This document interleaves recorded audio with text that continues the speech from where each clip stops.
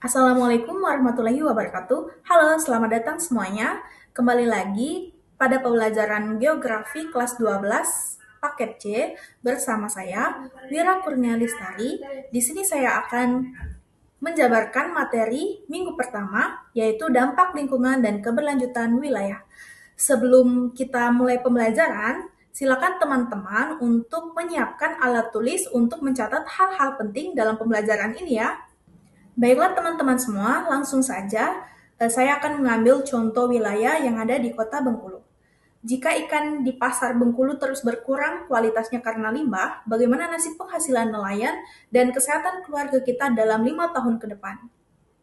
Oke, kita akan membahas jawabannya di slide berikutnya. Pertama, realita di pesisir laut.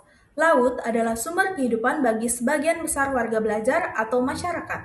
Namun, realita di lapangan seringkali memprihatinkan. Tumpukan sampah plastik dan limbah industri tidak hanya merusak pemandangan, tetapi secara perlahan mematikan tabungan masa depan anak cucu kita. Masalah ini nyata ada di depan mata kita.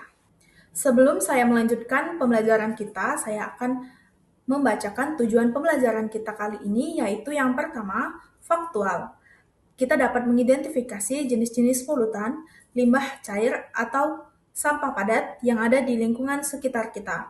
Kemudian, kita akan memahami konsep keberlanjutan wilayah yang menyeimbangkan kebutuhan ekonomi dan kelestarian alam. Dan terakhir, membangun kesadaran kritis untuk mencari solusi sederhana dalam mengurangi dampak pencemaran. Kedua, 3 pilar keberlanjutan.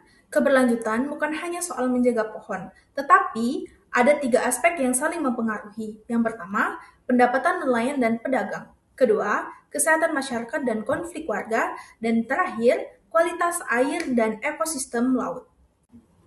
Misalnya studi kasus di pesisir laut Kota Bengkulu. Wilayah ini merupakan jantung ekonomi maritim di daerah tersebut. Namun juga titik pertemuan berbagai masalah lingkungan, seperti aktivitas pelabuhan, industri batubara, dan pemukiman padat bertemu di satu titik ekologis yang rentan. Bagaimana dampaknya terhadap air yang kita gunakan dan ikan yang kita tangkap setiap hari. Berikutnya, musuh tersembunyi laut. Yang pertama, limbah cair. Sering tidak terlihat mata tetapi sangat mematikan. 1. Limbah minyak dari kapal. 2.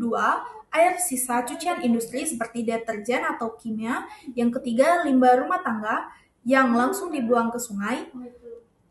Apa dampaknya? Dampaknya akan menurunkan kadar oksigen air, kemudian akan mematikan ikan secara massal. Yang kedua, ada sampah padat. Terlihat jelas dan menumpuk bertahun-tahun. Yang pertama, plastik sekali pakai seperti kresek, botol, makanan ringan. Kemudian ada jaring layan bekas atau gas net. Yang ketiga, ada mikroplastik. Plastik yang hancur jadi butiran. Dampaknya apa?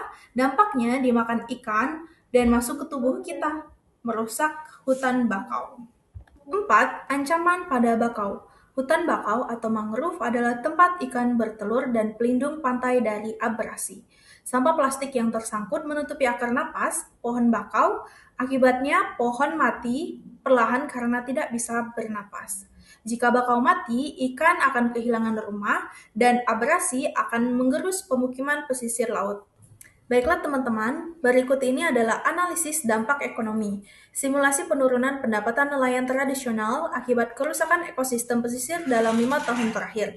Bisa kita lihat dari tahun 2020 sampai 2024, penghasilan tersebut sangat menurun setiap bulannya. Baiklah, kesimpulan yang dapat kita ambil bahwa pembangunan wilayah adalah proses yang penting untuk kemajuan. Namun, ia mesti dijalankan berdasarkan prinsip keberlanjutan, karena keseimbangan antara pertumbuhan ekonomi dan perlindungan alam sekitar sangat penting bagi kelangsungan hidup manusia dan kestabilan ekosistem dalam jangka panjang.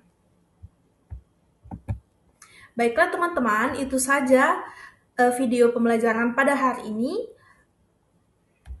Terima kasih. Semoga teman-teman sehat selalu agar bisa selalu menyimak video yang kita sajikan. Wassalamualaikum warahmatullahi wabarakatuh.